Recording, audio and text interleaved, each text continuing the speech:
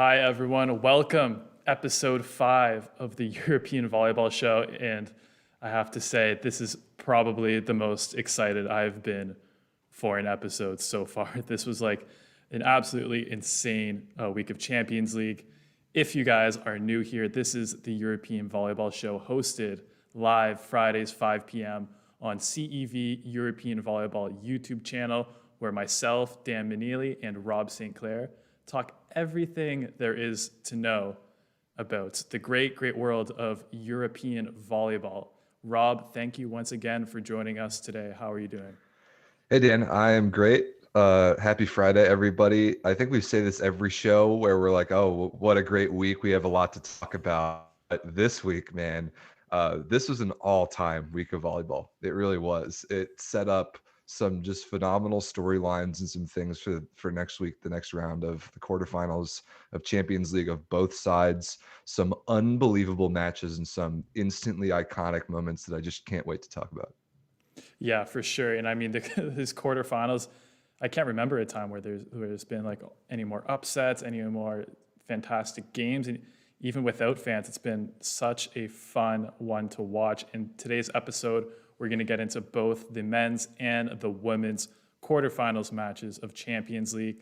We're going to show some highlights for you guys and then go over briefly what's going on in Italy and Poland. But to be honest, there's so much going on with Champions League. I don't know how much we're going to have to talk about that because it's a lot to go over today. But hope you guys stick around. Remember to talk in the chat. If you have any questions, want to participate in the conversation, we'll be responding to your questions, talking to you guys in the chat the entire time. So Rob, I think it's time to start talking about Champions League because we really do have a lot to get to today. Let's do it, man. Let's jump in.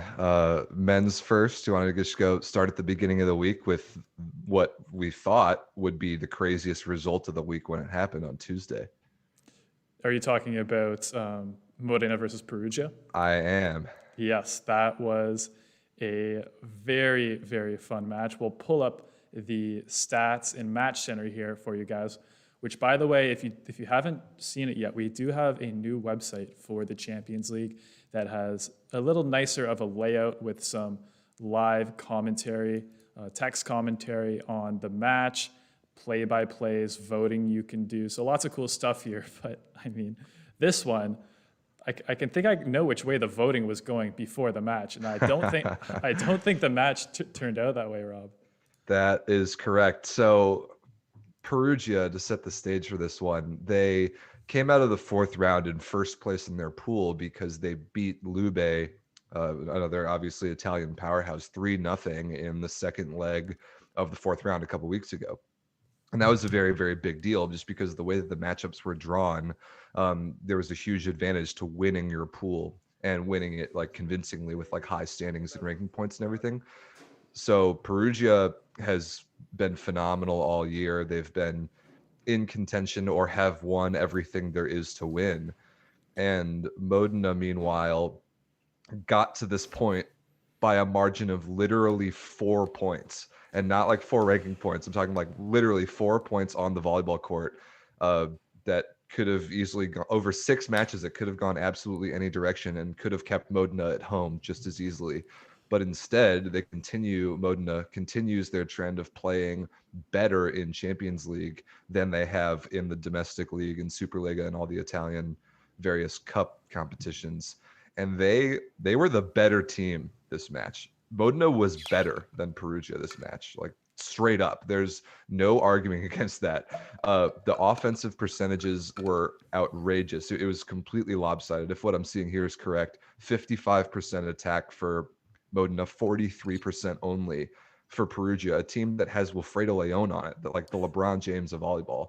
And every weakness you could have possibly pinpointed for Perugia, and there really aren't very many, were exposed in this match. First and foremost, I think the opposite position was absolutely exposed. Alexander Atanasievich, who we've talked about a ton this season, started. He played, I think, all of set 1 and maybe some of set 2 before, just like we've seen several times this year, going to the bench, was replaced by Teister Horst, who played fine, but certainly not great. Dragan Travica, setter for Perugia, was a huge weakness. Just if the whole team struggles offensively, like statistically, then it's most common that the setter is the problem, not that all the hitters are having a bad day at the same time. And then one of Perugia's biggest weapons is from the service line. They're usually able to beat teams by serving the ball unbelievably well. And it wasn't until like it was a little bit too late in set 3 when Modena had all the momentum that Perugia started to really put the pressure on from the service line. So Modena deserves all the credit. I mean, Luca Vittori was outstanding. He outscored Wilfredo Leon, which is a ridiculous thing to do. And we've talked about Modena's like lack of really elite firepower on the wings, but they were just incredible this match. Micah Christensen just owning his team and, you know, doing everything they can to score inside out. Dragan Stankovic was awesome. But I think the play that we really need to talk about that's been going all over the internet lately is, I don't know, 17-14 or 18-14 or so in set 3 with Modena with a lead and momentum trying to push towards a sweep, and Zhenio Grebennikov digging Wilfredo Leon's 2 hardest possible swings twice in a row and turning that into a Modena point with Nemanja Petric chopping it down the line. Like, that first one sounded like Grebennikov got shot with a gun. That's how hard Leon hit him right in the chest. And just showing how much of a difference a truly elite libero can make in a match. It was amazing, man. It really was. Like, Modena was just better than Perugia this time. And it's crazy to say that with everything that's happened this year, but I think the best thing about this is that it's not at all crazy to expect Perugia to flip the switch and turn it around for the next leg. And now the worst that Modena can do is go to a golden set. This thing has serious golden set potential. We've been talking about it the last several weeks, how excited we are about that possibility. And this is a big one. This is a big chance for it to go to a golden set. So amazing match to start it off. Yeah, for sure, amazing match, and I think you really nailed it when you said this one like it definitely has potential to go to a golden set, because as amazing as Modena played and as much as Perugia struggled, I don't think we've seen Perugia lose like 2 matches in a row almost all season. But you made a lot of good points there, Rob, and I don't think I can get to them all, but I think one that really makes sense is that, you know, everything is there for Modena except for the firepower. So when you have a guy like Luca Vittori come out and play like he did, that's like the missing piece. That's what they don't have usually. And I think if you have a guy like Luca Vittori actually managing on offense, then you have very good reception with Grebennikov. You have incredible setting with Micah Christensen. You know, so I think all the pieces are there. They just needed someone to go to in kind of those out of system plays, because their middles are pretty good offensively as well. And yeah, I'm pulling up the stats here, Luca Vittori versus Wilfredo Leon. And yeah, you can see Luca Vittori pretty much leading on all of those, which is not exactly what you want. And Emilio Hamar in the chat said, Perugia depends too much on Leon. And I mean, I don't know if I fully agree with that, just because Leon is the best offensive player in volleyball by a pretty wide margin. So if you have him on your team, he's like Boskovic in the women's game. Like you want to give him every ball you can, because you know Leon, even on a bad set and with 2 blockers, is probably better than most hitters on a good set with 1 blocker. But I agree that maybe I think, like Rob, you were saying, that they weren't finding him in the right places. I think the timing and the set location wasn't exactly there in this match. There was one set in particular that I remember, Leon in rotation 1 hitting on the right side, that Travica gave him a ball. It was a terrible set, just awful, like way behind Leon. Wilfredo completely underneath it, a ball that most human beings on the planet would barely be able to even send over the net. But Wilfredo still like somehow crunches it cross court and forces an overpass, which is ridiculous. I think that play explained to be how how good Wilfredo Leon is, and how like you can never set him too much, never. However, it's different than the sport of basketball, and like comparing him to LeBron James is appropriate because that's how good he is. But like, he just needs the ball in a loosely hittable position to be able to score. And if Travica can't even give him that, then then Perugia is going to struggle. And if they really are that one-dimensional offensively, then even as good as Leon is, a team like Modena, whose blocking system and backcourt defense is so good, is going to be able to get some touches and turn them into points. So Perugia, they have got some questions to answer after this match. I still don't count them out of this thing by any means. I would predict golden set right now if you made me predict it, but Modena did a phenomenal job, at least with scouting report and just for kind of the rest of the world of volleyball, with exposing some of Perugia's weaknesses. I think it was just kind of a perfect storm for Modena that day. And I love the point you made about Luca Vittori playing it that well, kind of being the one piece that Modena's been missing all year. You're absolutely right. He was excellent. He was absolutely excellent. He played at an elite opposite level for that match. And if he continues to do that, who knows? Yeah, and like we've been saying on previous episodes of the European Volleyball Show, which you guys can all check out the previous recordings on YouTube, there's still a big question in Perugia with their opposite, and that question was not answered this week. There's still 4 guys who can realistically compete with each other for the opposite position, and like you said, we saw Atanasejevic, but he wasn't the prime Atanasejevic we've seen in the past. So I do want to shout out Siobhan Vernon Evans, who Dan loves, Canadian, who actually came in set 3 to play left side, which was crazy. He came in for Ole Plotnitsky. I can't remember, but he blocked a ball, he killed a ball in transition, and then he served 2 aces and an overpass before going back to the bench. So any chance of providing a spark that Perugia had honestly came from Siobhan in set 3. So I thought that was really cool. Yeah, and maybe not a known fact, but he did play outside hitter all throughout high school. I heard. Yeah, so he has a few reps at the position. And to be honest, I do think, given the state of everything, give him a chance on opposite. It could work.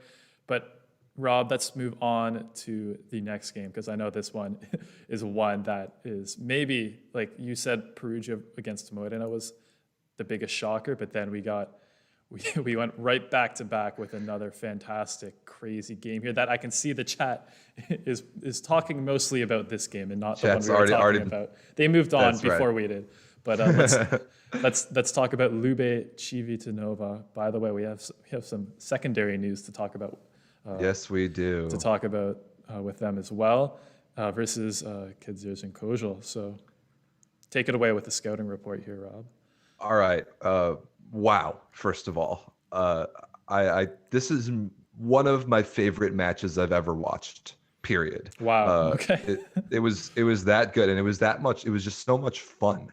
And oh my God, where to even start? So we talked about Zaxa. We've talked about Zaxa a ton this season. They have been untouchable in the Plus Liga. They got this draw in the Champions League quarterfinals, which was by far the hardest draw they could have possibly gotten. They get the best second place team by far in Lube Civitanova. If they win again, they probably get Zenit Kazan, and then whoever they get, if they beat Zenit Kazan, whoever they get in the finals is going to be some team that deserves to be in the finals. So a crazy difficult path to the championship for Zaxa. And it's come up a few times in past episodes, like, all right, we know that Zaxa is really good, but do they have a chance to win this tournament?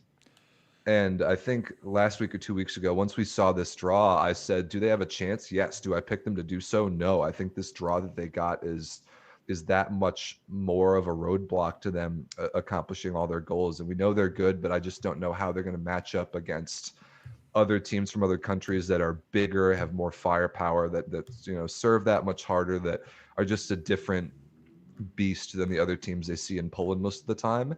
And my goodness, Zaxa came out this match and they proved it against Lube Civitanova, who is still my pick to win this whole tournament, even with all that's gone on. I think the most complete club team in the world. Wow. I am still going to pick that. I'm still going to pick that. And it's crazy because a lot of the things that we've picked in the past few weeks have really come into jeopardy based on what's happened this week, except for your Champions League winner pick, Dan. Looks pretty good right about now. When we'll get to that, but Lube, as good as they are and as talented as they are top to bottom, I didn't know if Zaxa would be able to handle it, and they handled it. Oh my goodness, they handled it. Benjamin Toniutti with maybe the block of the tournament, solo blocking Yoandi Leal, which it just kind of typifies how everything in that match was going Zox's way. Camille Semenyuk, a well-deserved MVP.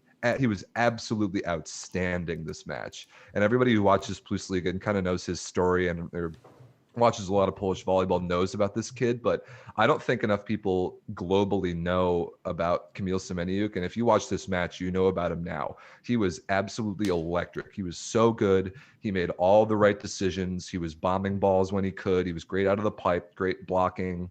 But then, just like we talk about Zoxa all the time, out of system situations against big blockers, him, Śliwka, Kaczmarek doing all the right things, recycling, chiseling off blocks, getting easily covered, like new offensive chances on their side, and then taking their opportunities to just score. And it was just amazing. A masterclass in coaching by Vladimir Gerbic. I really insist that he was a big part of the win in this match. You could hear him, and I love this. You could hear him crystal clear, coaching in English during his timeouts. And in set number 1 or maybe set number 2, he's like, all right, here's what we're going to do.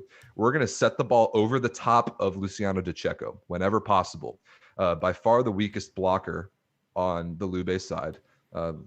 He's about 6'2", maybe 190 at most. I can't remember how tall he is, but the least scary Lube blocker for sure. He said, keep the ball away from Robert Landi Simon. Do not hit towards the middle of the court. Hit the ball down the line on the left side when DiCecco is blocking. Do not let Simon get block touches. Do not let him gain momentum and have an impact on this match. And sure enough, Nikola Gerbic, excuse me, not his brother Vladimir, my bad.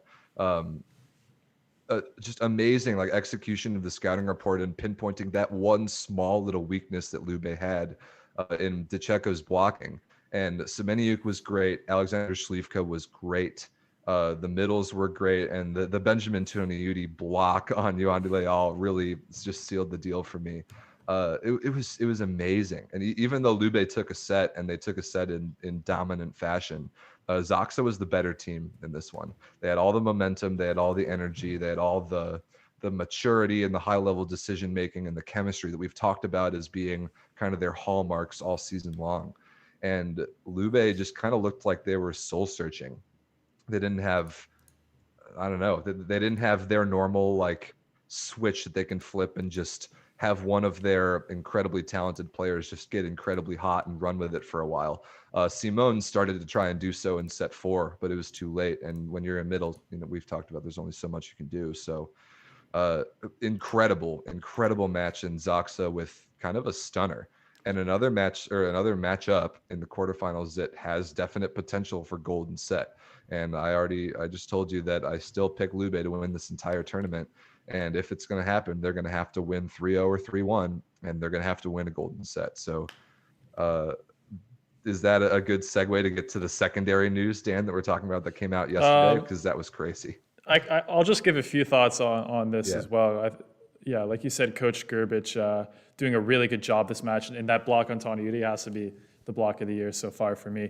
But then, very interesting, a few plays later, they did their usual thing and dropped Toniutti back, and David Smith, the middle blocker, comes across and gets a huge block on you. One-on-one as again. well. Yeah. So just throwing those different looks at the attackers. So 2 solo double blocks and a really good attacker in Yoandi Leal. Some great coaching and blocking from Zoxa. And also I want to shout out Kuba Kohanovsky because he had an amazing game. If you don't know, great. he's averaging 0.7 blocks per set in the Plus Liga, 72% attacking. He's kind of like Robert Landi Simon. Like when he's on, he just leaves other middle blockers in the dust and played a really nice game, even though it's not a huge impact on the stat sheet. He's just so efficient.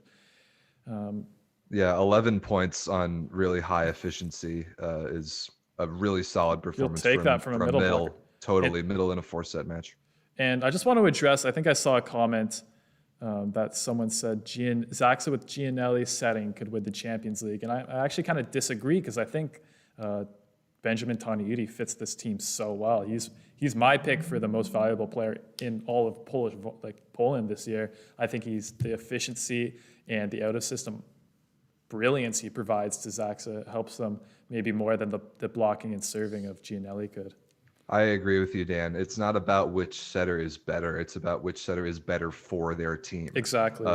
Gianelli is better in Trentino than he would be in Zaxa. Tonioti is better in Zaxa than he would be in Trentino. And that is such a huge part about constructing a team. And you see that just so much more on the national team level because countries have their systems of the way that they like to play volleyball that trickle down all the way to the youth levels, and they develop players in these ways over years and years and years and years, and then they get to the national team and they're able to come back year after year and build that culture.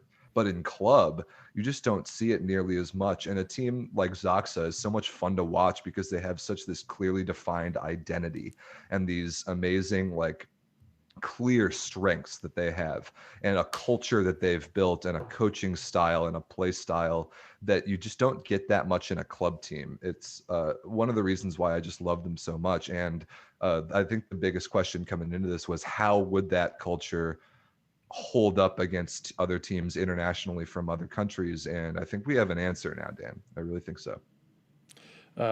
Yeah, for sure. And again, I think the continuity too. I love when teams keep their guys together for more than a couple of years. Me too. And before we get to our juicy news, couple comments. Christian says Kohanovsky is 6'6". Yeah, he's the foot speed, man. It's incredible that his reads and foot speed that allow him to play at the level he is. And Pyotr Kaczmarek says, is that the guy from 5'1" VP? Yes, it is. Why, yes, it is. Of course it is. Okay. Hey, Dan, you're famous. Rob, let's go. What's the news here? All right. So this absolutely blew me away. I woke up to this news on Thursday, which is yesterday, because this match, the Zaxa Lube match, happened on Wednesday. And the news came out on Thursday morning. Thursday morning for me in the US was that Coach DeGiorgi of Lube Civitanova was fired. After all that's gone on, I mean, it didn't make sense to me. It came out of nowhere. It was absolutely stunning, unexpected that Lube at this point in the year would fire their coach after one loss in Champions League, but they won the Italian Cup. They are in second place in the playoff seeding in the Superliga. They're in a phenomenally good position to accomplish all their goals this year. But for some reason, they still thought it was the right time to fire their head coach and one of their assistant coaches, I believe. It was a stunning move. And I think, Dan, you made the point that, and you're right, that a lot of these club teams, especially in Italy that I've noticed, and actually Russia as well, and Poland this year, man, they're all so quick on the trigger to fire their coaches, as if that's going to be like a quick Band-Aid fix on whatever's going on with their team. But Lube, after losing one match in Champions League, it feels to me like an overreaction to fire your coach at that point this late in the season. And I'm hearing from a lot of people that know a lot more about Italian volleyball than me that there's just a lot of locker room and leadership issues that are going on there in Lube. They're lacking a leader. There's a little bit of butting of heads that's going on behind the scenes. I don't know about any of that. But from the outside, firing your coach when you're his team as good as Lube is in a late season push towards both Champions League and the Italian Superfinals was crazy to me. Crazy. Yeah, and by the way, I don't know if you mentioned it, but the new coach is Gian Lorenzo Blengini, who is is that official? Okay. It's the official, the Italian national team coach. And yeah, I mean, first of all, it's really tough to say what's going on behind the scenes because really none of us know, and it's all speculation at this point. But you're right. I think it's a little surprising to me to see a coach switching coaches make a huge change like that this late in the season. And for me, I mean, you can understand why they did it. It's to maybe give their team a kick in the pants, a jolt of energy. But I mean, it seems like a bit. There's other ways you could do that, but I guess maybe we don't know what's going on. But they felt maybe back down a bit that they really needed to do something, and there's not a lot you can control at this point in the season. That's basically the only real thing you can do. It's true. It wasn't like they were going to change anything about their starting lineup. That wouldn't have made any sense. So, Well, we don't know. man. They might still do it. They still Well, want to good learn. point. Yeah.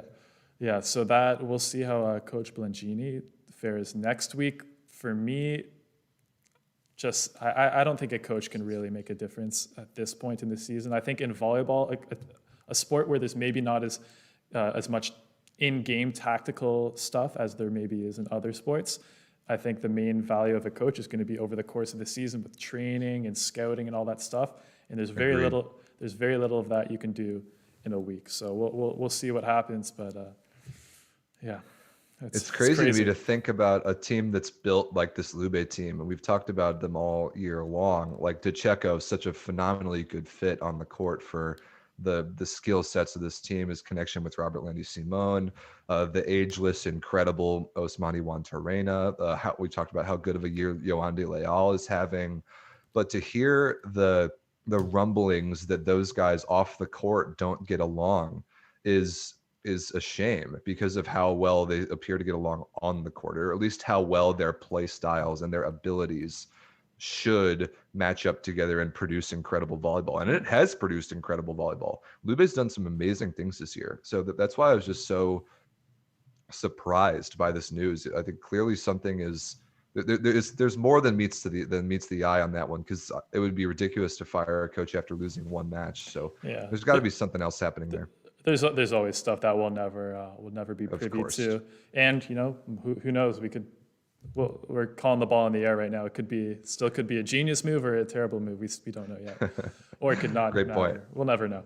But let's talk about another piece of news before we go on to our next Champions League match here. Which, if you guys didn't see our channels today, Verona in Italy will be the next host of the Champions League Superfinals taking place on May 1st. So we finally have a city where we're going to have the Superfinals. Really, really glad that we're going ahead with this and we get to start a lot of the organization. So great news for the Champions League Superfinals here.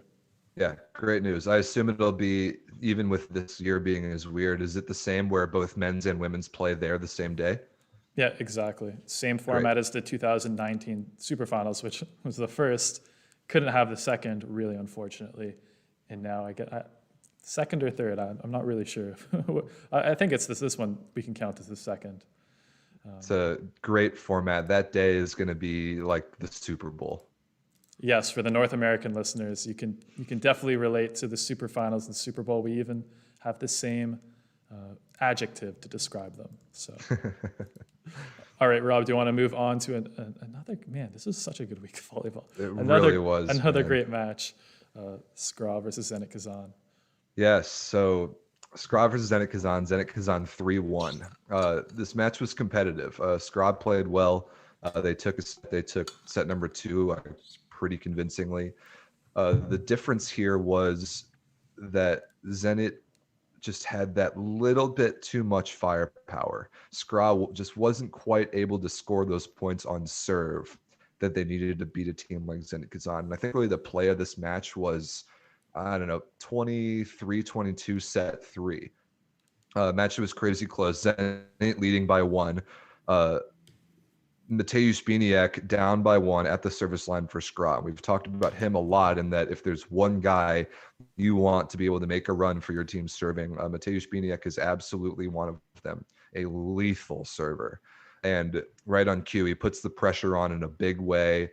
Valentin Golubev passes the ball about 75 feet off the net, and Irvin Ingapeth runs it down almost against like the boards at the side of the court, delivers an all-time great bump set all the way, like 75 feet, all the way to Bartosz Bednors on the left side, and he crushes it through a seam in the block and scores to bring up set point. And that was the play right there, is that if there was one chance that Scraw was going to have to get back in that set, and obviously when the match is tied 1-1, that set 3 is just so important, and it was so close, and they did their job in putting on service pressure. That one play that Ingapeth made to give Kazan a chance to really attack that ball and score to then bring up set point was a really a match changing play. Go check that point out. That ball control play by Irvin Ingapeth was just sensational. I don't usually talk about a play like that, a bump set being that significant, but it really was. Scraw was good. They were good. They just weren't quite good enough. Zenit Kazan was just too big, too strong, too powerful from the service line, and they controlled the ball well enough, and they operated their side out offense well enough to win this one kind of comfortably. They were clutch in the late stages of sets 1 and 3 that were close, and then they kept their foot on the gas to win set 4. So a big win for Dan's pick to win this entire tournament. Come on, you got to trust my picks more at this point, Rob. But yeah, like you said, I don't think there's anyone I trust more running down a ball careening towards the side, like the back of the court, and delivering like a perfect bump set falling down than Irvin Ingapeth.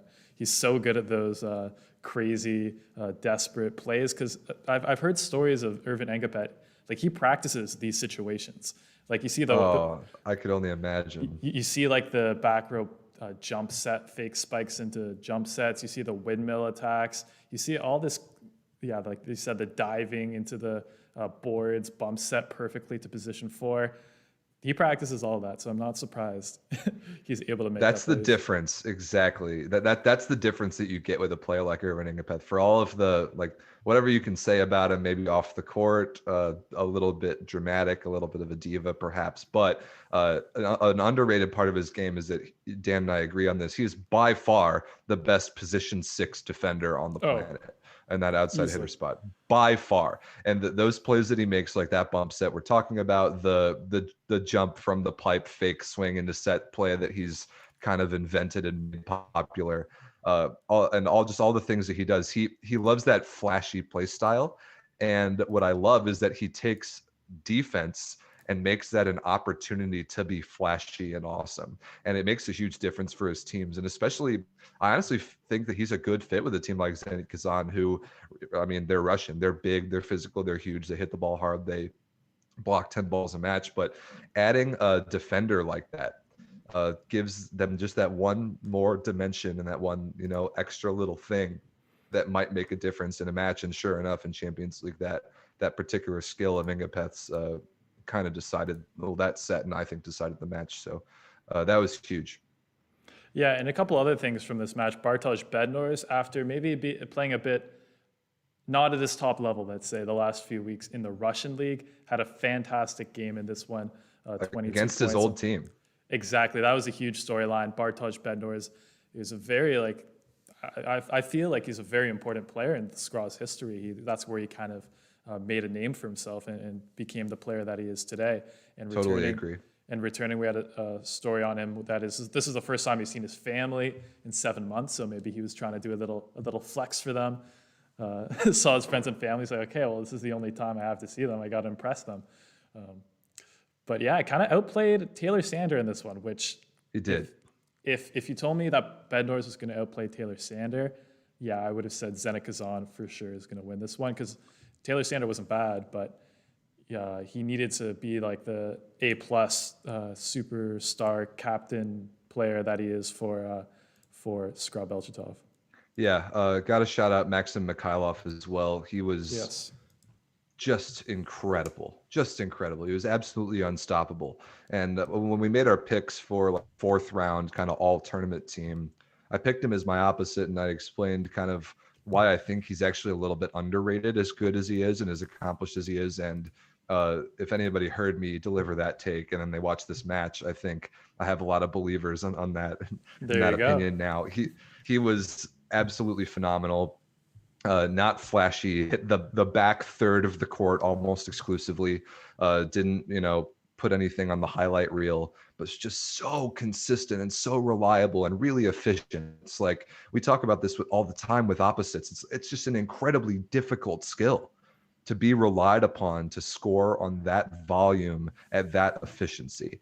And there was absolutely nothing Scraw could do to stop Maxim Mikhailov in this one. And I think somebody that we were chatting about the game with was talking about Scraw's left side blockers needing to do a better job against him. I thought fundamentally, like watching the match, I thought they were taking up the right amount of space. I think they were putting up good moves, but Maxim was just one step ahead. He was just better. Yeah, and he deserves a lot of credit. yeah, and like we've said on this show before, and by the way, Max Mikhailov back at opposite after last year, looking a lot better. Yeah. I can't believe Zenit Kazan didn't make the playoffs last year. But yes, Maxim Mikhailov playing in Russia, doesn't have as much maybe media attention as Poland or Italy, especially for Italy. Basically never celebrates, super respectful, super nice guy, never looking for the bounce ever, although he came close a couple times this week. So yeah, that's maybe why he doesn't have he doesn't provoke strong opinions. But really, who dislikes Maxim Mikhailov? Nobody. You can't dislike Maxim Mikhailov. He's been doing it at such a level for so long. I remember him in the 2008 Olympics when he was like 19 or something absurd, and he was already the best player in the gym. They rode him all the way against the U.S. I think they lost 15-13 in the semifinals. Like he's been incredible for a very long time. Obviously, a big part of their 2012 gold medal. Man, yeah, not enough you can say about Maxim Mikhailov and how important he is to Zenit Kazan back in his natural position. Yeah, well, I'm going to say he's on. You're maybe okay. So for everyone, Mount Rushmore is like a mountain in the United States that has 4 carvings of presidents on them, and it's kind of a term you refer to as like the best of the best in a sport. The Mount Rushmore, it's called. So I think Maxim Mikhailov is on the Mount Rushmore of volleyball players, one of the best to ever play.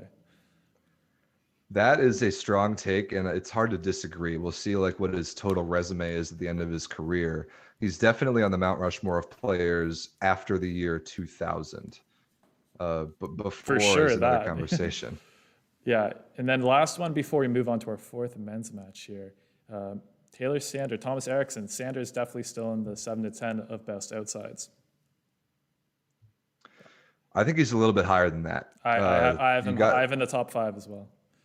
Yeah, I think he's top 5. Which is why in this game, if Bartosz Bednar is outplaying you, not is surprising. Yeah, Sander had a chance on I think against set point in set 1 to extend the set, and he got stuff blocked to lose the set. Is it like that? That's an opportunity that a player of his caliber usually takes advantage of. But yeah, I think Taylor Sander is at that truly elite international level. But you got to remember, he's still. I won't give him any. I don't know. I'm not going to give him the benefit of the doubt because he's that good. But he is coming off of a pretty serious injury where he hasn't played the last year or so. So I expect him to terminate that ball the next time he gets the chance. I thought Dusan Petkovic, the opposite for Scraw, was okay, but I didn't think he was great. And I think Scraw kind of needed him to be great if they were going to beat a team like Zenit Kazan. Yeah, exactly. All right, Rob, let's move on to our last men's game of the week. I'm not going to say an afterthought, but I think I can speak for a lot of people when I was like, oh man, if this one is like a crazy 5-setter or a crazy upset as well, I'm gonna like remember this week for the rest of my life. But Berlin played well. Definitely Berlin played well. I thought they had a really fun game, and as you see, a very close third set that they managed to squeak out 28-26, but Trentino ended up taking it 3-1 with Namir Abdelaziz back to his old ways. Not that he really ever left it, but damn. Namir Abdelaziz, man. The play of this match, first of all, and I give Berlin a lot of credit for being in this one and taking the set because I wouldn't have predicted them to do so. 24-23 set 2. Trentino's serving, Berlin receiving against Trentino's set point. They pass an absolutely perfect ball. Grant can go wherever he wants to run the in-system offense to extend the set. Sets Ben Patch on the D ball and gets absolutely roofed, blocked straight down by Alessandro Micheletto. That was the play of the match. If Berlin had any chance, they needed to at least push that set a little bit deeper, even if they were going to lose.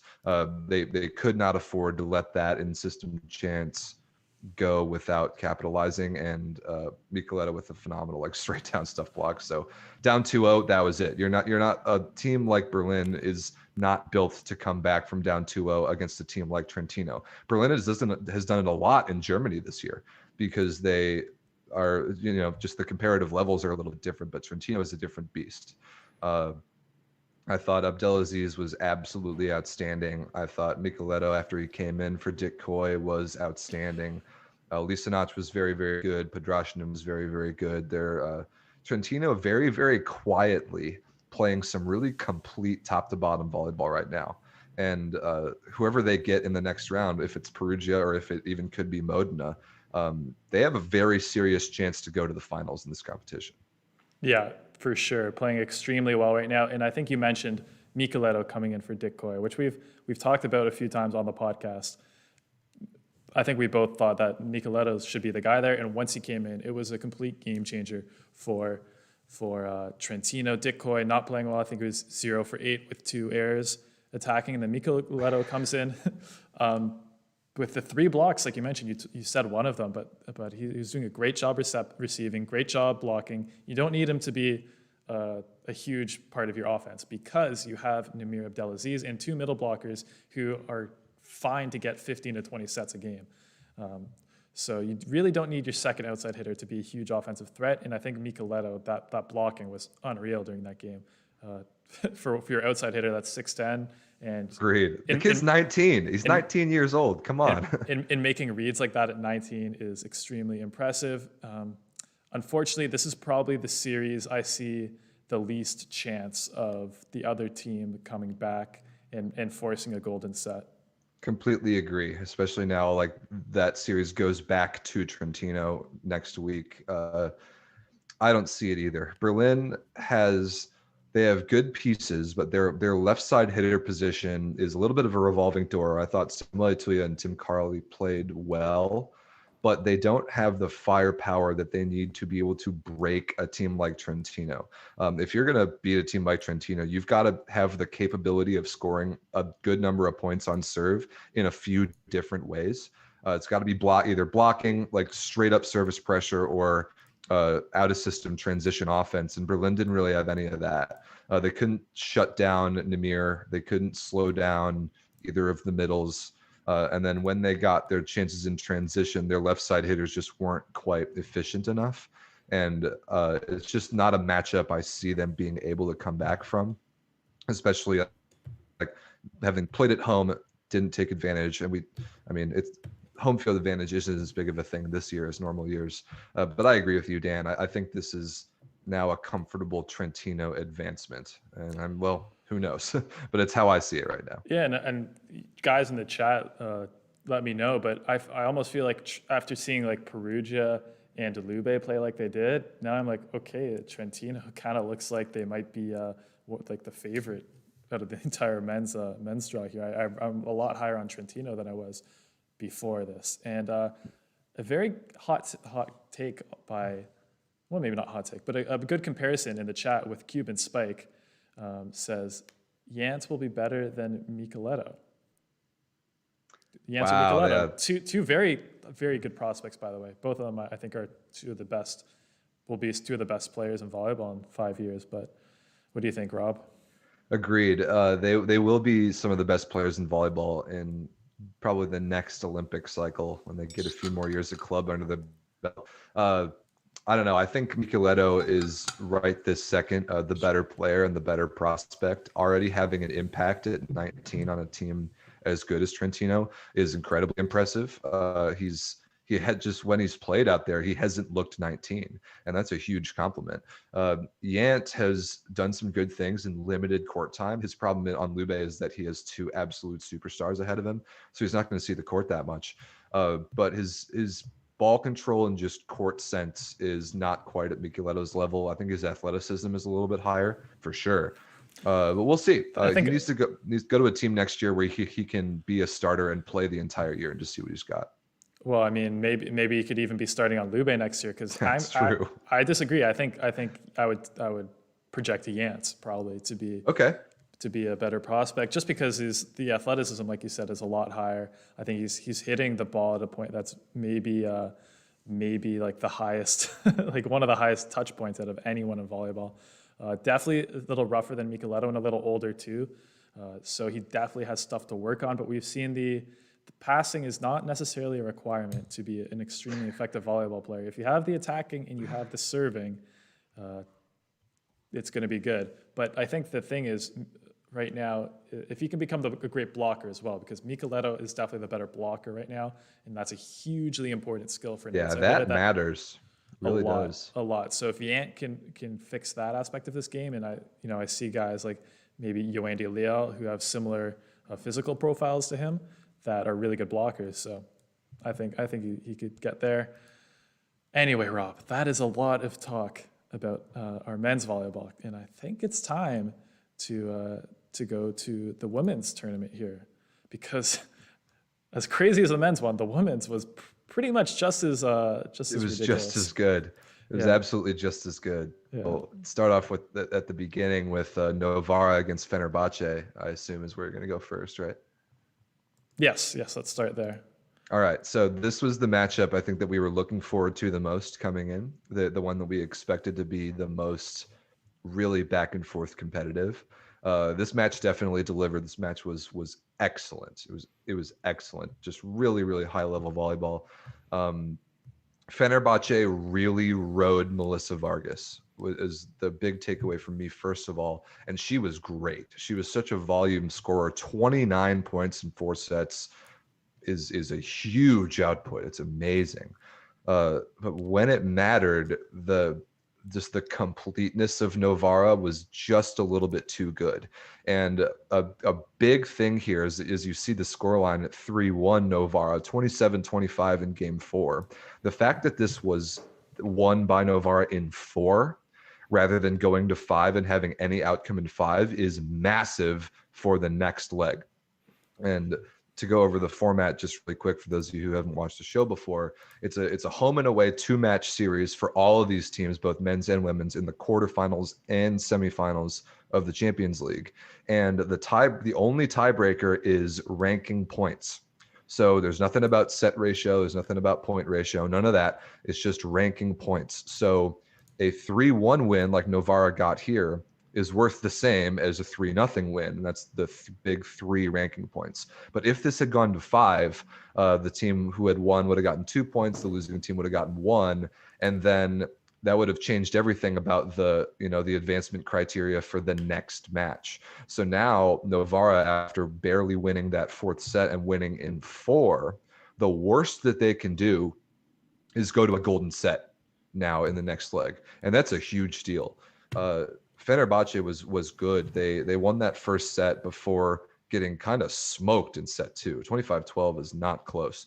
But it was just that narrow margin in set 4 that I think is going to make all the difference here. And Novara, as well as they played, and now the position that they've put themselves, I like them to advance in the next match. It really, I think that's what it came down to. Yeah, for sure. I think after this as well, and like you said, I believe Novara will advance as well. And I mean, it was a great match, but like you said, the winning 3-1 just is really tough to come back from. It's especially when the teams are evenly matched like this, and it easily could have gone 3-2, like you said. I think it was very smart of Novara to really kick it into gear.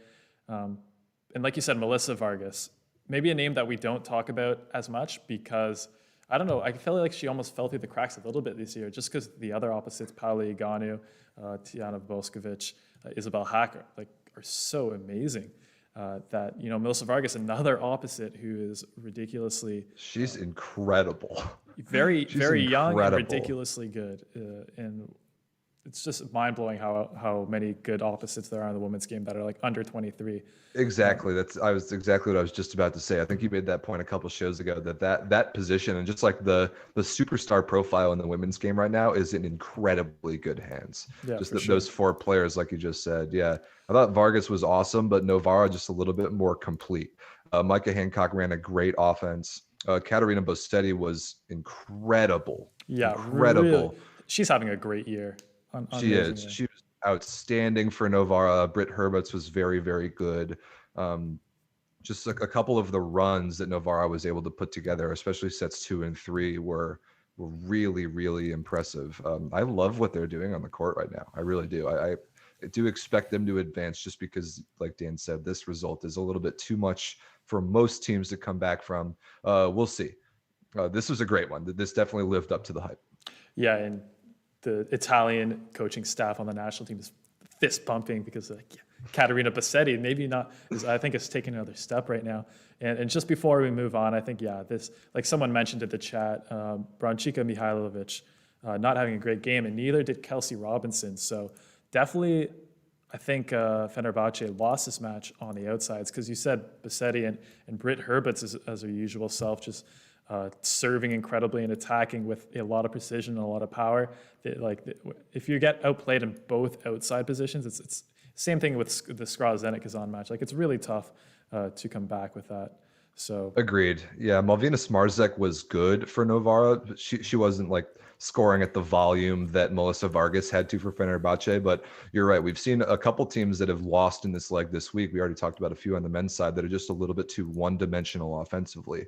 So Melissa Vargas getting 29 points is a lot, but I would like to know how many attempts she had and like the percentage of the offense that she was accountable for. Yeah, they needed something else from either Mihailovic or Kelsey Robinson there. I definitely agree. And 8 points from your setter for Mika Hancock. That helps That's as well. crazy. That's if your setter's close to double digits, that's crazy. So I want to shout out an achievement of Micah Hancock's really quickly. So she just last week broke the all-time women's Italian league record for aces at 50 aces. From a setter in a season is just ridiculous. So if you haven't seen her serve, look it up on YouTube right now. This disgusting, like, side spinning, left-handed hooking jump spin serve that I've been seeing her do for years, ever since she was in college. But the even more ridiculous thing about that achievement, 50 aces and 50 errors, 50 service errors the whole year, and 50 aces, a 1-to-1 ace to error ratio on a record-breaking output of season-long aces. I can't express to you how ridiculous that is. That is an all-time great season of a server, and it's unbelievable. In the men's game, like, as hard as the guys are serving and as important it is to take teams out of system, a lot of teams often, as a team, are happy with one ace to every 3 errors.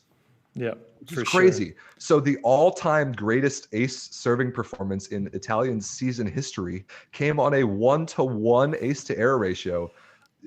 I can't overstate how incredible that is. So the serve of Micah Hancock, an absolute weapon, and it was on display here too. It just blows me away, that performance. Yeah, and I feel like she does it so precisely too. Like, you look at the leading scorers in the men's game, and yes, they're incredible. Obviously, the power and the speed behind their serves is unbelievable.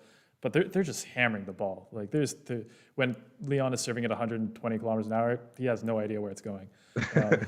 Micah Hancock has that power, precision, and she really picks on people too. Like, she knows exactly. She definitely, you can tell she watches tons of video, because she always knows exactly where each receiver is, which is their weak side, what the good seams are in each rotation for the other teams. It's very impressive. Very well said. And it's an impossible serve to prepare for. You can't scout it. You don't just have a lefty in the gym to practice against who's capable of hitting that serve. Even a serving machine probably can't replicate how much that thing curves from left to right, or from the passer's right to left. It's something you absolutely never see. Even like with the increasing advent of the jump spin serve in the women's game, they're all coming from right-handers, and they're all just like pretty much straight ahead heat. But the way that thing has that vicious tail on it is impossible to prepare for. So, and agreed, Hancock deserves all the credit. Her preparedness, her ability to execute and pick on people, and just how unique, it just makes that serve so lethal. It's such an awesome weapon. Yeah, and if you ever get a chance to see it from the lovely behind the court camera angle, it's funny to see it go it moves all over the place. It moves 6 meters from the passer's right to left. I'm not kidding. It's insane. I don't know if you saw this question, Rob, but it's a great one. Who's going to Tokyo, Poulter, Hancock, or Carlini? Oh boy, do I have thoughts about this. We'll talk about Jordan Poulter's team in just a minute. Okay, do you want to wait till then, or do you want to go for it right now?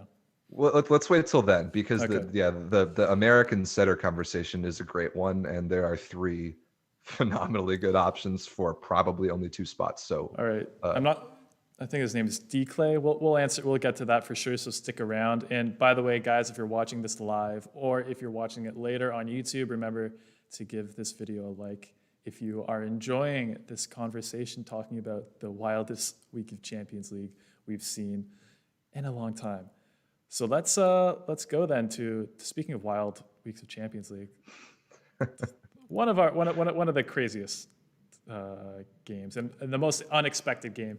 I would say this is almost as unexpected, even though they didn't win, but as the Lube Zaxo or the Modena Perugia game, because I was not expecting this result. Me neither. Correct me if I'm wrong, Dan. This might be the first time that somebody's taken 2 sets off of Conegliano in a match all year. Yep. In their entire, by the way, 50 wins in a row for Conegliano. That would have been terrible to lose on 49, but they got to 50, yeah. And they had to work for it on this one. Barely. Just look at the score line. Just look at it. 25-17, and then every set that Conegliano wins, they win by 2 points. They win 29-27, they lose 30-28, they win 25-23, and then they win 17-15. Like this match had everything. Well, yeah, some people were making the joke about Scandicci being the women's Modena in this case, like beating the heavy favorites. It was very similar. It was. Yeah, for sure. Scandicci was great. They were really, really good. Magdalena Stesiak was incredible. Just a volume scorer for Scandicci. But even without Paule Gonu playing at her truly elite level until set 4 or 5 or so, Conegliano still finds a way to win this match. It was so close. The one point that I think we have video of later is, I think, 25-24, or one of Scandicci's set points in set number 2, that if they had won, they would have gone up 2-0, and who knows at that point. Rotation 1, Paule Ganu absolutely unloads on a ball, sharp cross court, like one of the craziest, like straight down looking swings I may have ever seen in the women's game. And libero Enrique Merlot for Scandicci with an all-time great dig to pop that up that I don't think is going to be talked about nearly enough. Agono gets another chance down the line as Doug. Scandicci with a swing to put it away. Megan Courtney gets stuffed on the outside, and like I think Conegliano went on to score 3 points in a row and win the set at that point. Like the rallies were incredible. The plays, the individual plays that were being made, unbelievable. Like just so worthy of the match of the week sort of honor. And Scandicci with, a surprising performance to be this competitive, but I still think they walk away from this disappointed with the chances that they had to win here. Okay, I see Dan's got the video up now. Awesome. The Scandicci had so many opportunities to win this match, to win those close sets, and even in set 5, I think they might have been up 15-14. Again, Conegliano with 3 points in a row to walk away and steal it. An amazing performance by Scandicci, but I think they honestly are disappointed with the fact that they didn't win. It was incredible. Yeah, for sure, and a great opportunity for Scandicci, and I think Jacopo Bassanisi. Someone mentioned that. Great coaching job by Massimo Barbellini, one of the best coaches ever to coach volleyball. And yeah, really going after Aganu on defense, who had like one of the weirdest stat lines I think I've ever seen, because she was almost double-digit blocks. I think she was 7 or 8, which is which is unbelievable. I think she had 60 attack attempts, scored on 29 of them, which is pretty good, but also had I think 13 or 16 errors, like a pretty massive amount of errors. So she was blocking people, but also getting blocked a lot. Kind of an interesting, but still, I mean, you could see that she's such a luxury to have that Conegliano can basically go to her in any situation and do so fairly effectively. Not perfect in this match by any means, but pretty good. Good enough, fairly good enough. Yeah, I saw her tip more balls in this match than I think I ever have, which is a credit to the job that Scandicci was doing against her. Agonu, 29 kills, 7 blocks, and 38 total points, but her efficiency not all that good, at least until the very end of the match. You're right, it was kind of a weird stat line. But Rob, I don't know, the blocks for me make up for it. Oh God, 7 blocks is ridiculous. It's ridiculous. If you a team would be happy with 7 blocks in a match. Yeah, for sure. And I mean, her counterpart on the other side of the net, Polish opposite Magdalena Stysiak. Not exactly sure if you guys know in the chat. Help us out there. But yeah, she was a monster as well. You can see some of these highlights though. She's getting dug by that pretty elite Caneliano defense. But she had a lot of points as well. She was a workhorse in this match. Stysiak was 28 points is a huge output. It's massive. But she was just so tired. I felt bad for her. She was just hitting so many balls. She was just getting set the ball just constantly.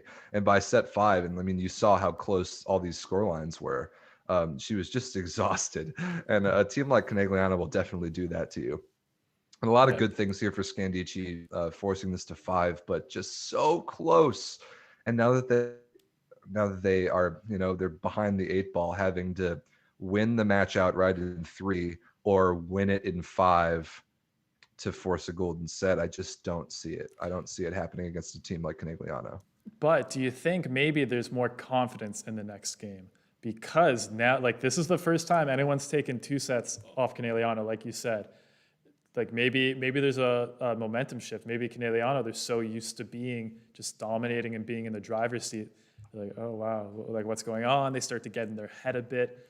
I don't think this series is necessarily over. Given the way that it went down last game, I think there's still a good chance for Scandici. And I think, Rob, this could be a good discussion. Carla Santini, great fan, by the way. I love that you're so active in the chat. They said 49% efficiency, not bad, pretty good. So I think we have to talk a little bit quickly about efficiency versus hitting percentage. What are your thoughts? Because I know in the American system, it's mostly efficiency where you include the errors and blocked shots, whereas here in Europe, oftentimes what you look at first is the hitting percentage, which is just attacks divided by the number of attempts. Yeah, if I was the president of the universe of volleyball and I had one thing that I could change right away, the first thing I would change is to adopt universally the idea of hitting efficiency as the one hitting statistic. And that is kills minus error. And that includes like balls hit out of bounds or balls blocked divided by the total number of attempts. It's just such a better indication of your overall performance and your impact on the match. Like it's not all about your scoring. It just like kills divided by attempts is just all about your scoring, and that's not a good picture of statistically how well you played. Egonu, for example, 49% had to have been her kill percentage. It was not her efficiency. There's no way. Yeah, it was her kill percentage. Yeah. Yeah, efficiency is more analogous to batting average in baseball, where like a very good batting average is 300, like 0.3, 30%. Of middle blockers, for example, middle attackers, you expect them to be more about 40%, 45% efficiency because they get less sets. It's a higher efficiency offensive option. But a real, metric of an opposite's performance or an outside hitter's performance is that hitting efficiency number, and that accounts the number of errors that they made and the number of times that they were blocked, in addition to the number of kills divided by the total number of attempts. I can't say enough about how much better that statistic is than just kill percentage, in my opinion. So I think it's important to make that distinction. I'm glad you brought that up. Well, and I think it's actually more important in the women's game as well, where giving a free ball is a lot less costly than it would be in the men's game. And I think you see that hitting percentage and hitting efficiency tend to be a little closer sometimes when you're looking at men's box scores. But yeah, I think you pretty much summed it up. There's definitely, I think there's arguments to be made in favor of attack percentage and the fact that it's a lot easier for people to understand maybe. And right, that's true. So there's that argument to make. But yeah, it's definitely something you should keep in mind when you're looking at the stats of a match, like especially in this one where 13 errors by Egonu is a lot, and you can't discount that from her overall performance. But yeah, that was a fantastic match. If you guys didn't watch that match, go check it out. Go back and watch it. I want to address a point that you made, Dan. Yeah. And it goes a little bit both ways. Does Scandici take this match and say, wow, we have a ton of confidence now. This is what we were able to do. We think that we can beat Conegliano. We can play with them. We can handle the matchup. Or does Conegliano take this match and say, oh, man, we need to come back with a little bit more intensity, a little bit more focus, a little bit of matchup adjustment, and do they, put their foot on the gas pedal a little bit more? And I think it goes the exact same thing for Modena and Perugia. Like, as Modena surely walked away from that match with a ton of confidence, but even Micah Christensen in his post-match interview said, yeah, the next match that we play against them next week will be nowhere close to this. We know that Perugia didn't play their best volleyball. We know that they will be a completely different team next time around. So it's a very double-edged sword in how the teams take that result and how they incorporate it into how they're going to play the next time. So I actually think that Conegliano will come back and be more convincing in this next win over Scandici, because some of their weaknesses and matchup adjustments were exposed just a little bit. And although they walked away with it in the win column, it was not convincing, and it was a little bit too close for comfort. So instead of Scandici feeling confident, which I'm sure they do, I think Conegliano is a little bit too good. And I think they're going to come back and they're going to show just how good they are in the next one. Yeah, and if you know the girls on Conegliano, they're a very confident, very relaxed group. I do not think they will get too much in their head, but you never know. We were not in the locker room, we don't know, but yeah, I think you nailed it. That's you win 50 games in a row, you're going to be a little confident, I think. That's the end of discussion right there. I don't know. I've never won 50 games in a row, so I don't know. Not very many people have. Yeah, maybe in ping pong against my little brother or something, but not professional Champions League volleyball.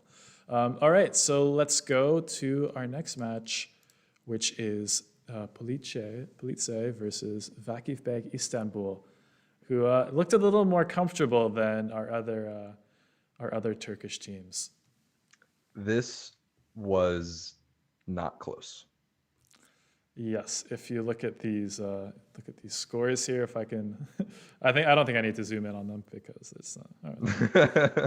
Yeah, I really don't think you do either. The first set was 25-9. Wow. Yeah. Vakifbank just dominant. Isabel Hawk 16 points. Brakacevic for Police with only 12 in 3 sets. It's just not going to be good enough for the offensive output that they expect out of her. I don't know. I really don't even have that much to talk about with this match. First of all, I didn't actually see it because there were 4 other games going on at the same time, and I expected this one to be the least competitive. Unfortunately, I suppose I was right, and it was a very convincing 3-0 for Vakifbank. I don't know, Dan. I don't know what much more there is to say about this one. I think one of the very, very best teams in the world showing their stuff and making it pretty convincing. Well, how about this? Are you more convinced about Vakifbank maybe against Conegliano after this week? That is a storyline. I think that is a takeaway. The short answer is yes. A performance against a definitely less talented team and a less complete team. They absolutely destroyed them and made no doubt about it. Maybe that's the truly elite sort of confidence boost that Vakifbank needed to if they get to the super finals, which I think you and I both expect that they will. Maybe that's what they need to beat a team like Conegliano. I don't know. This one, this next leg and this particular matchup, I think is a foregone conclusion. I think Vakifbank is just clearly the superior team. Yeah, I would agree with that as well. Jackson Zachary, who's making some great comments in the chat. Thank you, Jackson. You're showing your knowledge off here. But yeah, Maja Njenovic putting on a show, really spreading the offense well, playing with her middles. I mean, I love Vakifbank because Zara Gunez and Milena Rasic are 2 very fun middle attackers to watch. And also Isabel Hack playing very well in this one. There was a great play. It was on our highlights, actually, if you go to the CV Instagram of Isabel Hack. Her serve curving to the sideline, the left sideline, in position 5 that you could see the libero go for it, and then it just spun completely away from her. And man, that service is becoming a real weapon for Isabel. It was disgusting. You know the one I'm talking about? Oh, yeah. Yeah. Great highlight selection from. Oh, from the highlights had everything this week. Everyone at the CEV and the video department has their work cut out for them putting out highlight videos. There's so much great stuff. Yeah, and guys, remember we have top performance and top 5 videos on our social platforms over the weekend. So if you want to see those again, go to our YouTube and check them out. And one last point before we move on. Yeah, Maja Njenovic just was spinning the middles of Plice around. I mean, I love Agnieszka Kakalevska. I think she's a fantastic middle blocker, but maybe speed isn't her best asset. And with someone who plays so fast like Maja, that's a tough assignment. I would say. Okay, I mean, this match was tough. I think. Yeah. It's great story, but it's also obviously Chetzebatsi missing 4 players you could really tell that affected them. Can you tell me the circumstances around the missing those players? Because when I was watching the whole match and I didn't know anything about it, I'm like, wait, where's Jordan Thompson? Where's Chiakabuga? What's happening? Can I assume that it's COVID related or what happened? Yeah, it's COVID related, so we can't disclose everything, but yeah, it's regulations and guidelines that they had to adhere to. Unfortunately, like this, it happens to teams this season. We've seen it across all sports. It's unlucky, it sucks, but unfortunately, that's just the way people have to play with it. And I actually thought they put up a pretty good fight despite the circumstances. So, very much so. I want to talk about set 4. This was maybe the most ridiculous single set of volleyball I've ever watched. Xashi went up. Well, listen to this. It was crazy. Xashi went up 8-3. Okay, nice start. They're down 2-1. They kind of need to start like that. Let's follow along on the play-by-play here. Oh yeah. I hope I'm getting these runs right because doing them justice is insane. So 8-3, and then the run that Busto went on was 13-1. 13-1. It went from 8-3 to 9-16. Like, what are we even talking about here? Like, how is it even possible to have a run like that? But then, sure enough, Tijana Boskovic by herself puts the team on her back and comes back to force extra points from being down 7. Like, it was crazy. It was absolutely crazy. End of that set, every time it was a deuce set or set point somebody, everybody in the gym knew who the ball was going to. And it didn't matter. Boskovic, anyway, still able to terminate. Still able to be efficient. It didn't matter that everybody on Busto knew that she was getting the ball. She absolutely carried that team back into at least like being competitive in that match. And yeah, it is a bummer that Xashibasi didn't have all their pieces. But Busto Arcesio continuing to be, I think, the hottest team on the planet right now, either gender, any country. The winning streak that they're on, Conegliano's won 50 matches in a row, for God's sakes, but just like the expectation where they were in the Italian Women's League before this crazy run it's just been electric. And maybe a little bit of bad luck for Xasibasa this time, but the Busto going to the semifinals, like the idea of that was crazy like 2 months ago. And even after the first leg of 4th round, it was crazy. They went 1-2 in the first leg, and they had to go undefeated. They had to beat Scandici. They had to do all of this to even get here. And here they are. Jordan Poulter, back to the American setter conversation, was amazing. Alexa Gray, Canadian, has been probably the best player in Italy over the past 2 weeks by herself. It's been an incredible run for this team. And yeah, this match was really, really fun to watch yesterday. That 4th set, if you can, go back and watch that 4th set. It was stunning, the runs that both teams went on. Yeah, for sure. And I mean, you didn't even bring up Camila Mingardi, the young opposite Yep. I'm scrolling through the play-by-play. You guys can probably see it as Camila Mingardi serve. She was the server. Spike. Yeah, exactly. She was the server. She was the server that keyed that run. And a thing that I love that a lot of high-level setters do, men's game first because there's more jump servers, so I'll explain. When you have a big, heavy-armed jump spin server who's really going after it from the service line, who's really creating their own momentum, because serving is the only skill in volleyball that we call kind of closed chain, where you have control over it. You, the server, has control over it from beginning to end. It doesn't depend at all on anything else that anybody else does. It's just you. It's very unique in that way in the sport of volleyball. So a lot of these jump spin servers, some of them, Matt Anderson comes to mind for sure, a player that can really generate his own momentum towards the rest of the phases of his game from the way that he serves. So Camila Mingardi was a great example here because she was just heating up, just ripping these jump spin serves, several aces in this run, getting herself just really, really hot. And then what Jordan Poulter does, the setter, is in transition opportunities in that same run, she feeds that player the ball to keep her hot. I love that. I think that's an incredibly smart set choice and a great like feel of game flow. Christensen does that to Matt Anderson all the time for the U.S. national team. When he feels Anderson starting to get hot from the service line, Taylor Sanders, same thing. Then they step in that same service run, they get a chance in transition, set that guy the ball. Set that guy or girl the ball. Keep him hot. Keep him going. And that's what Poulter did to Mingardi in that run, and a big reason why that run went so ridiculously long. Yeah, and I mean, like Busto or Zizio, again, like you said, we didn't really expect them to be playing this well. And I mean, it's a classic example. Like, this is exactly where you want to be peaking. Like, who cares who's playing well in the first 20 games of the season? What matters is playoffs right now in Champions League and coming up very soon here in the Italian League. So, yeah, and last thing before we move on, I saw some comments online saying Boskovic, wasn't playing great this match. They're relying too much on her. But I mean, what else are they supposed to do? Like, I think she was fantastic. They were missing almost all of their other firepower. She was incredible. How many points did she score? Let's see. Yeah, exactly. And it can be really fatiguing and frustrating to play when the defense and block is keying in on you so hard. 30 points in 4 sets, all from spiking. All right, Rob, I think it's time now. We got a couple questions coming in the chat from Jackson again, Tonders. Give me your USA setter, Carlini, Jordan Poulter, and Mika Hancock. Who you got? Man, I think it comes down to what Karch Kurai, the women's national team coach, just kind of wants in a setter and who he likes.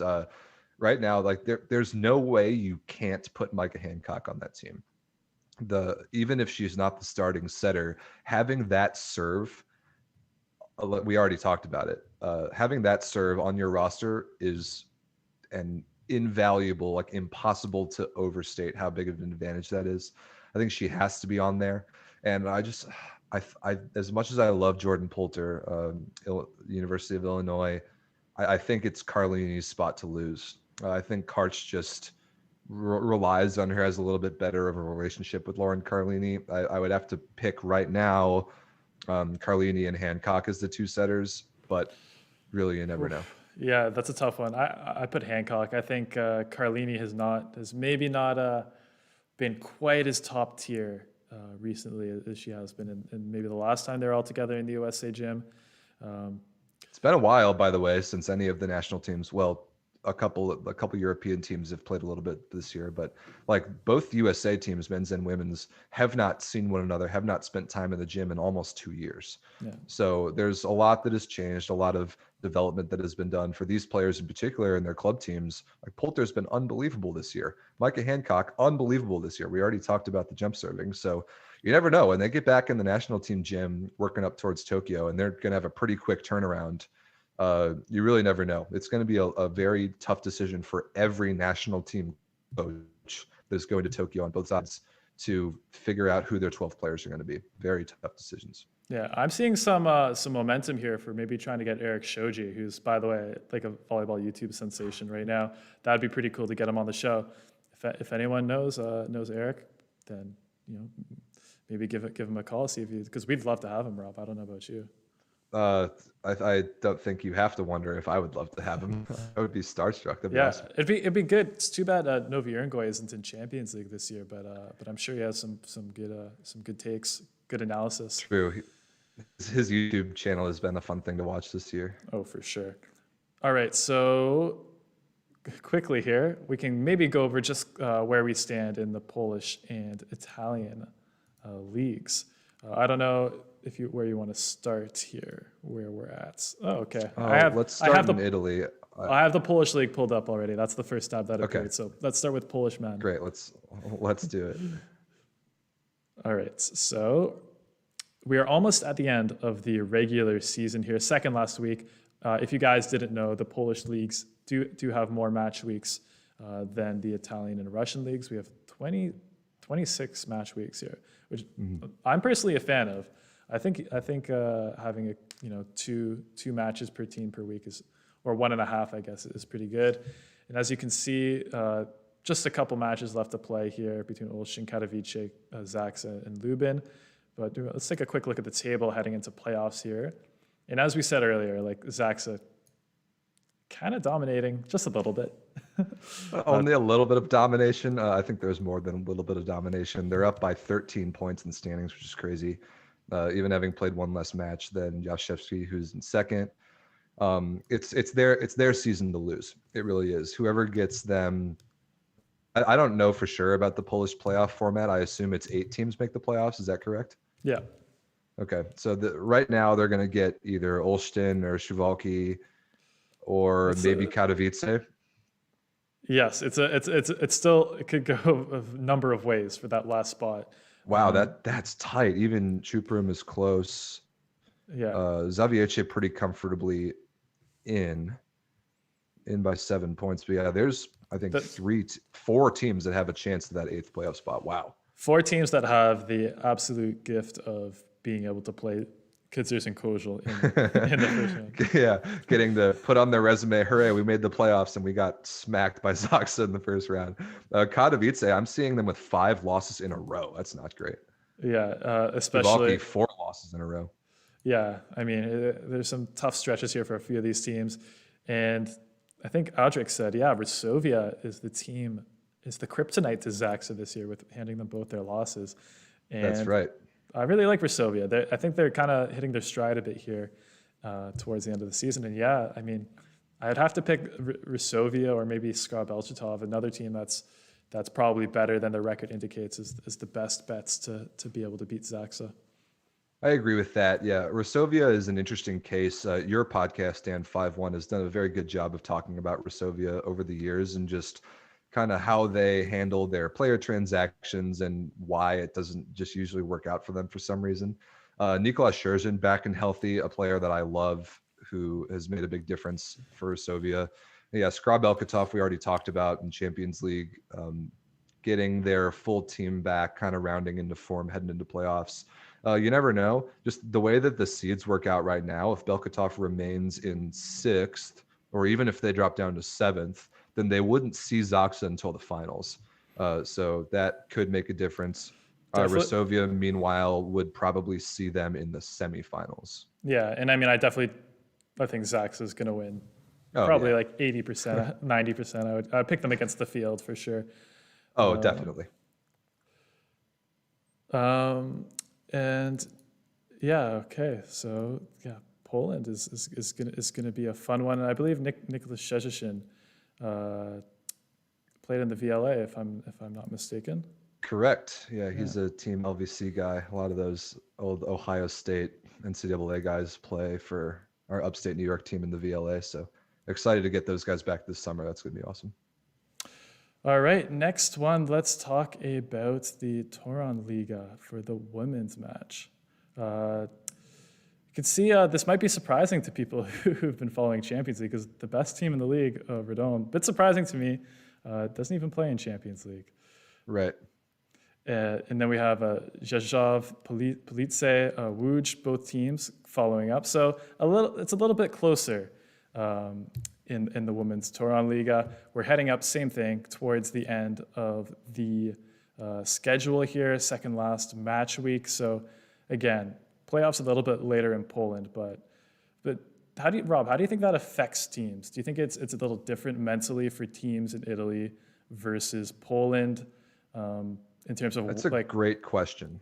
Yeah, where they are in the Champions League versus their regular seasons.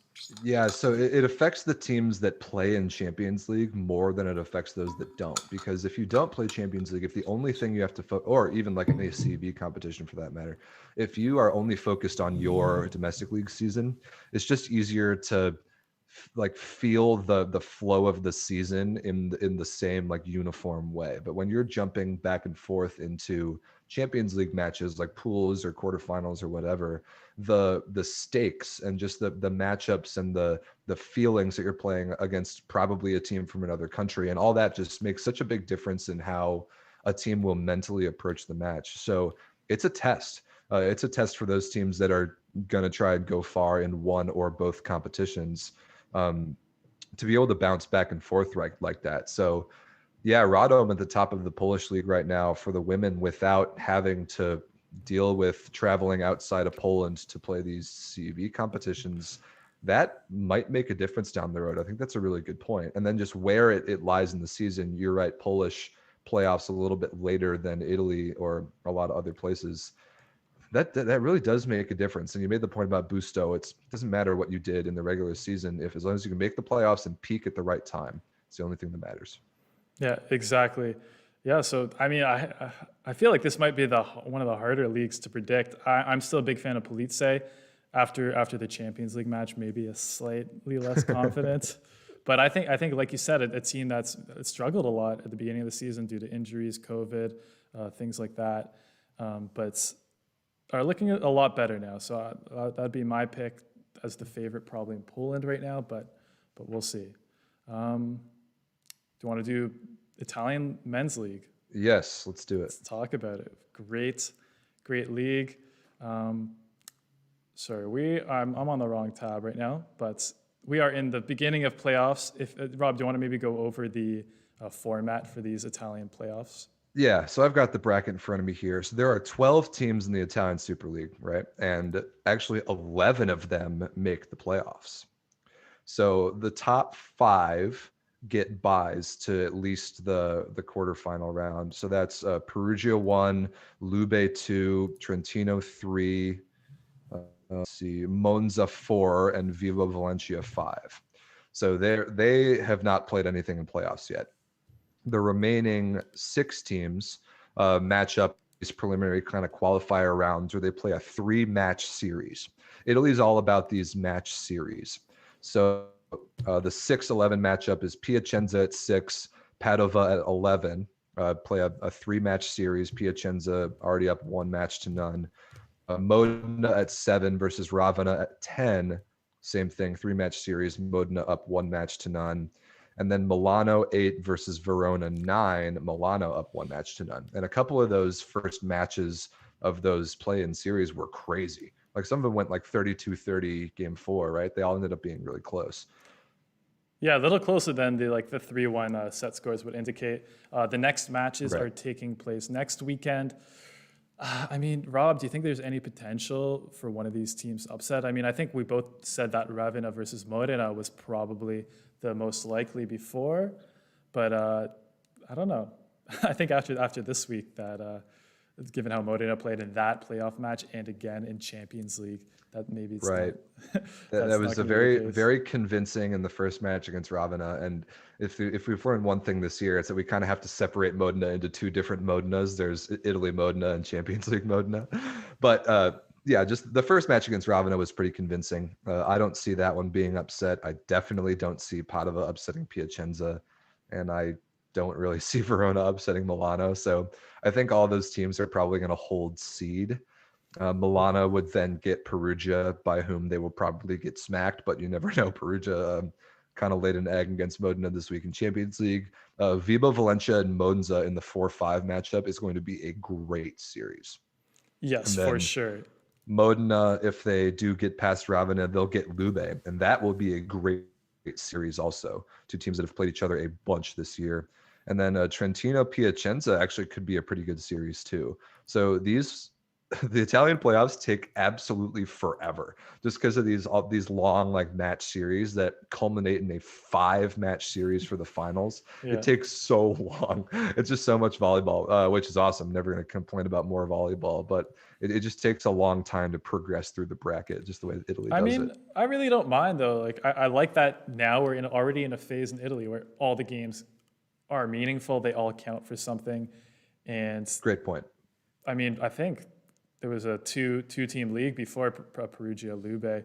We're definitely looking like the two strongest teams with the 2 top seeds. But again, not to try and be too reactionary, but when you fire your coach and lose 0-3 to Modena, that maybe changes things a little bit.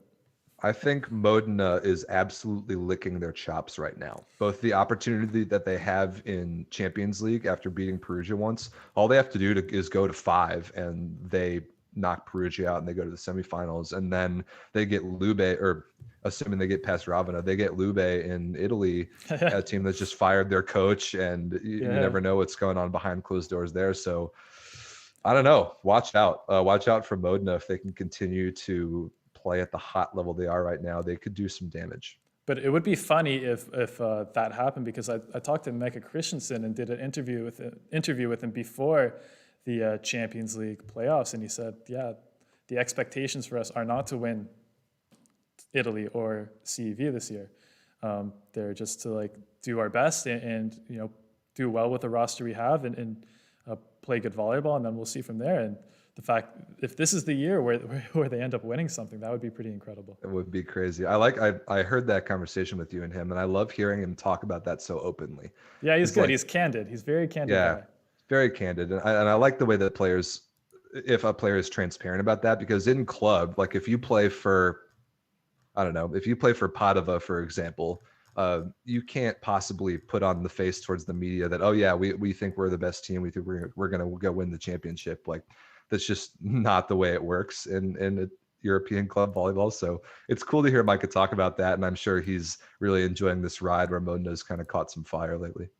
Yeah. And a guy who that definitely does not lack confidence. Like he'll say that, but I wouldn't be surprised if secretly he thought, as long as I'm on the team, we have a chance. Oh, I love his confidence so much. I just love it. Another guy who I'd love to get on the show at some point. He would be a good one. For sure. All right, let's go on to the last non-CEV Pro League we're going to cover here, and that is the Liga Volley Femminile, the women's Italian volleyball league. And as you can see, you know why we're surprised that Scandicci took 2 sets off of Conegliano, because if you look at the standings of Italy, you can see Amoco has not even had a 2-setter this season. Nope. They have not dropped one. They have a perfect score. This is the maximum number of points you can have. I wonder if that's ever been done before. Yeah, 23 wins, 69 points. So 23 times 3, exactly 3 points in every match that they've played. A literally perfect season. It's ridiculous. There's that level of domination and consistency is just really something. I want to highlight Busto Arsizio down there. I want to pull up how many wins they have in a row, because it's ridiculous the run that they're on right now. Yeah, they're great, sitting at, what is that, 6th place in the league, 13-9, which, given they're out of the playoffs for it seems like such a long time early on, that now that's where they are. And Scandicci, look, 14-8 isn't bad, but way behind Conegliano. Right. So that's surprising. Navarra, and another team that did very well in the CV Cup. We haven't even got to CV Cup, Challenge Cup. We might have to wait till after we might have to wait till after the next round of matches to talk a little bit more about those. But Monza looking really good. Could have been a Champions League team for sure. Agreed. With Hannah Orthman, one of my favorite players to watch, looking really good. And so again, Italian league still not done their regular season, so we have not gotten to the playoffs yet, but we'll see. Again, it looks like Amoco's to lose, but I feel like and I think some people were talking about this in the chat earlier, but it really feels to me like this year the Italian Liga Volley Femminile is possibly one of the strongest, some of the strongest teams that we've ever seen. Like very deep. Very deep. I mean, they have 4 teams in the Champions League quarterfinals, and that's not even including Monza, who's second in the league. Like that is an amazing depth of team talent in the Italian Liga Volley Femminile. It's incredible. I'm very impressed. Between that and the Turkish league, got to be the two best leagues in the world right now for the women. Yeah, for sure. All right, so Rob, I think that's a lot of volleyball to cover. So if you guys maybe have any questions, burning questions or topics that we didn't get to during the main portion, I think Rob, you did a pretty good breakdown of most of those matches there. So thank you for that. But yeah, if you guys have any questions here, feel free to ask them for the last couple minutes here. But yeah, sorry to who is it? Oystein. Unfortunately, no CEV Cup or Challenge Cup this week. Unless Rob, you have any big things you want to cover? I mean, the Montpellier game was pretty cool, I thought. Montpellier game was good. Yeah, but on the men's side, both the Russian teams won their semifinals. Both of them 3-1. So Maaseik took a set, Montpellier took a set. That was cool. The match on the women's side between Bezir's Angels and Galatasaray was amazing. Like, I think 15-13 set 5. So that was very cool. But yeah, I think we should wait until the finals matchups are decided to really dive deep into those. Georgie in the chat again. Shout outs to him every week. According to a rumor, Matej Kaziski could go to Lube next season. That's assuming that Leal leaves, which is a thing that I have heard. Do you consider this a good move for Lube? I have no idea. Dan, do you know this? Does Kaziski count against the foreign player limit at this point in his career, or has he gotten Italian citizenship? I'm not sure, actually. Yeah, I have no idea. I mean, he's played in Italy quite a bit, so you would think after all those Trentino years that he would be, and he has not played for Bulgaria, so yeah. I mean, he could do what Dragan Stankovic has done, and knowing that his national team career is over, just do whatever it takes to count as an Italian citizen to extend your career there a little bit more. I think a great move by Stankovic. That I think that's the only that would be the thing that would increase Kaziski's stock, in my opinion. He's obviously past his prime. He's been a phenomenally good player throughout his career. But using one of your foreigner spots on him as a truly top level Italian team, I'm not sure is a great move unless he stops kind of against the foreign player limit. So maybe we'll see. This is going to be a crazy offseason for transfers. It will be. There's a lot of things floating around. I think with Kaziski though, he's a little old for me to be. I mean, he's having a fantastic season, leading one of the leaders in Italy in terms of reception efficiency and attacking efficiency. I think he's 36, 37, 38, somewhere around there. He's mid-late 30s, and he's the only player on Verona that matters, in my opinion. And I think after taking such a stressful year this year, in terms of taking the amount of set load that he has, he's a little old for me to ask him to do it again with Lube. And maybe they're thinking, okay, if we have Yant for next season, he can play most of the regular season, and they can switch out between Kaziski and Yant, and then they can bring him in. I kind of like that. Yeah, that could be the idea. And then maybe, I don't know. Yeah, but I think either way they'll keep Yant, probably sign another outside hitter, and then whichever of Yant and the other outside hitter play better, because I do think Yant has, like I said earlier, the potential to really blossom and take the next step and be like a starting level player at a top team in Italy next year. I think we're getting another questions here about, I think we've been asked this question almost every week, Rob. Vakif Bank Caneliano. We should have a counter of the race between those two teams. But yeah, has anything changed for you in that discussion? Well, we've talked about it all year leading up to Champions League, everything. Everybody kind of expects Vakif Bank and Caneliano to be on a collision course in the superfinals. I still predict that to be the case. I haven't seen anything to change the fact that I do think those two teams are going to play. I've picked Caneliano. I'm going to stick with them. I think you've picked Vakif Bank. You're probably going to stick with them, and I respect that. So after this week, 100%, Rob, 100%. Oh, yeah. Well, yeah, obviously Vakif Bank incredibly convincing this week, and Caneliano going to 5 sets for the first time in ages. So I'm not worried about them. I'm a little bit worried about my Lube pick than I am about my Caneliano pick. Yeah, we'll see. I mean, I can't believe this week was so much fun to follow, It was watch. amazing. Yeah. So The guys, golden set potential. The golden set potential, you guys, for next week. Can before we get out of here, can we preview next yes. week's schedule just Yeah, briefly? for sure, for sure. Yeah, I could even maybe bring it up here if you just want to go over it for a sec while I pull it up.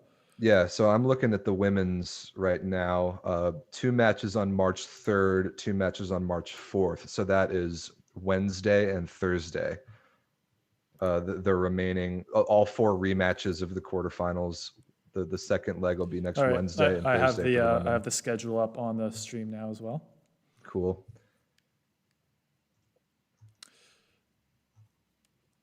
And then men's, I assume, is very similar. Are there any matches on Tuesday, or is it just Wednesday, Thursday?